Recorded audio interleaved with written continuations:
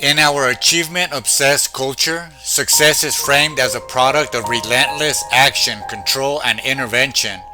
We push, strive, and manipulate, only to find ourselves depleted and delusioned, trapped in cycles that serve systems of power rather than the soul.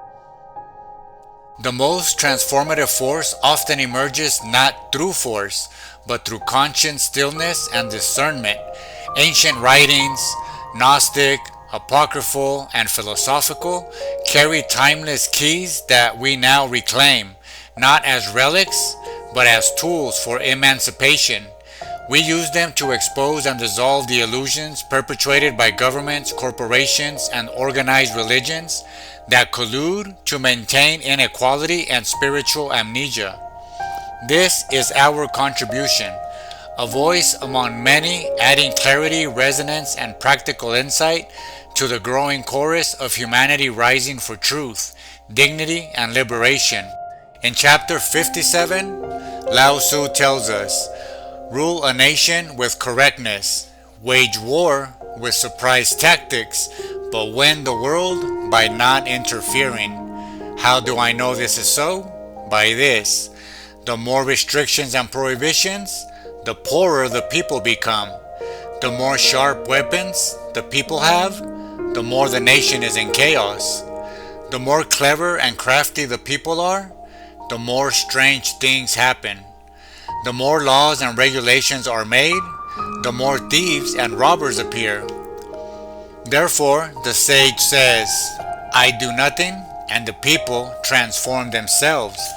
I love stillness, and the people correct themselves. I do not interfere, and the people enrich themselves. I have no desires, and the people simplify themselves. This chapter presents the ultimate paradox of power, that true effectiveness comes through strategic non-interference. Lao Tzu isn't advocating laziness or neglect. He's describing the highest form of intelligent action, what Taoists call wu-wei. Notice the progression. You can rule with correctness and fight with surprise, but to truly win the world, you must master non-interference. This is because every forceful action creates an equal reaction. The more restrictions and prohibitions, the poorer the people become. This isn't just about economics, it's about human spirit. Every rule stifles creativity. Every prohibition creates resistance. The more clever and crafty the people are, the more strange things happen. When people spend their energy gaming complex systems rather than doing meaningful work, the entire society becomes dysfunctional. The sage's solution is breathtakingly simple. I do nothing, and the people transform themselves. This doing nothing is actually creating the space for natural intelligence to emerge. It's like a gardener who understands that constant digging and pruning does more harm than good. The real magic happens when you create the right conditions and then step back. This principle of strategic non-interference appears consistently across wisdom traditions as the mark of true mastery. In Sun Tzu's The Art of War, the supreme victory is to win without fighting. Sun Tzu writes, the skilled commander subdues the enemy's troops without battle. This is the military expression of wu-wei. Achieving objectives through positioning and timing rather than brute force.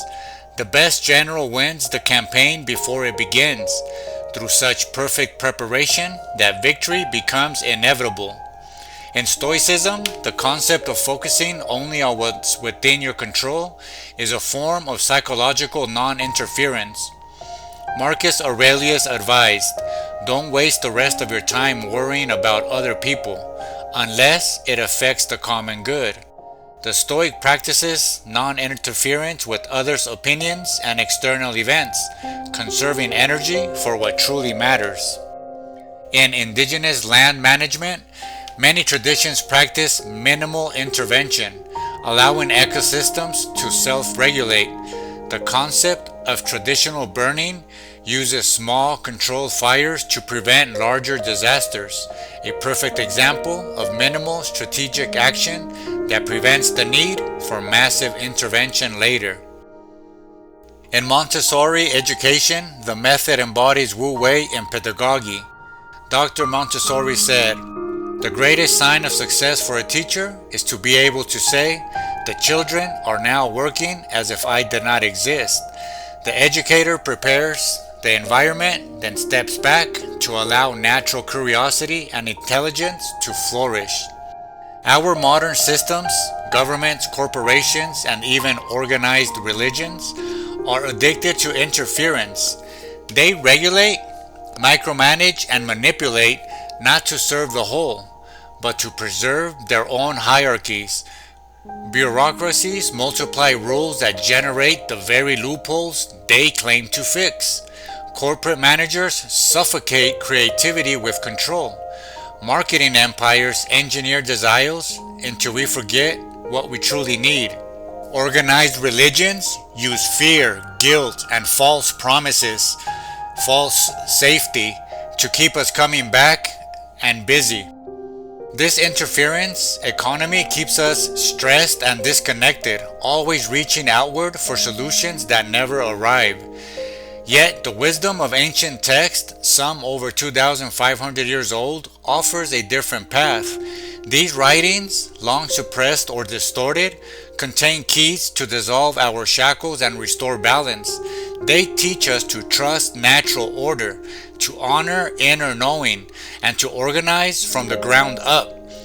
When applied today, they help us reclaim our agency, our creativity, and our collective power. With modern technology as an ally, not a master, we can amplify these teachings and build systems rooted in equality, cooperation, and shared dignity. We live in a world where a small group is glorified for accumulating mansions, resources, and influence, while countless families survive with meager means, their gifts buried under systemic neglect. This imbalance is not inevitable, it is a design, and designs can be redesigned. We are not here to destroy one system in favor of another, but to breathe life into a complementary way, one that values both structure and flow, both inhale and exhale. This wisdom, when practiced, transforms our reality. For example, minimalist parenting. We stop overscheduling and oversolving. We create safe, simple environments and allow space. Boredom becomes a gateway to creativity. Children grow resilient when we trust their process. Holacracy in organizations. We replace top-down control with self-organizing teams.